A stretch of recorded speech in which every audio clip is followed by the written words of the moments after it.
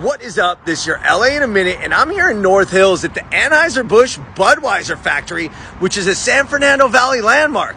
But that's not why I'm here. I'm here to talk about when this used to be one of the biggest and best amusement parks in all of Los Angeles. That's right. I'm talking about Busch Gardens. Let's get into it.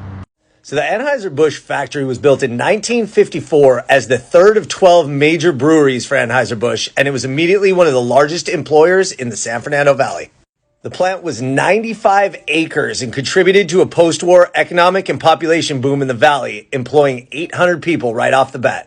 Now, the Busch Gardens amusement parks were initially developed as marketing vehicles for Anheuser-Busch, and they featured hospitality houses with samples of Anheuser-Busch products, and each subsequent one would be expanded further. The first was in Tampa in 1959. With the immediate success and scalability of the Budweiser factory in Van Nuys, it made sense for Anheuser-Busch to open a Busch Gardens park there in 1966. The park, which was 17 acres, cost $4 million, and when it opened, it was an immediate success and was one of the most successful amusement parks in all of California.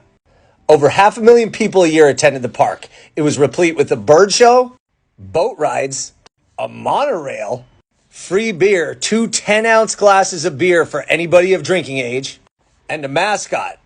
Actually, multiple mascots. The park was so successful that in 1972, they expanded to 22 acres and included a log ride, which crossed over the Union Pacific Railroad to a large netted bird sanctuary that included wild parrots. It was fun for the whole family, and in fact, my dad used to regale me with stories about him and his friends would go to Busch Gardens for the free beer and the fun. Unfortunately, in 1979, the dream ended and they shut down Busch Gardens to expand the brewery. The new brewery construction made the Anheuser-Busch factory in Van Nuys one of the largest in the entire world. In fact, this brewery brewed and canned the first Budweiser lights, which were the first light beers ever to hit the market. As for what happened to the birds and wildlife, well, many of them found homes or sanctuaries, but some of the birds escaped, and people say that to this day, that is why we have wild parrots in South Pasadena, San Gabriel, and other areas around Los Angeles.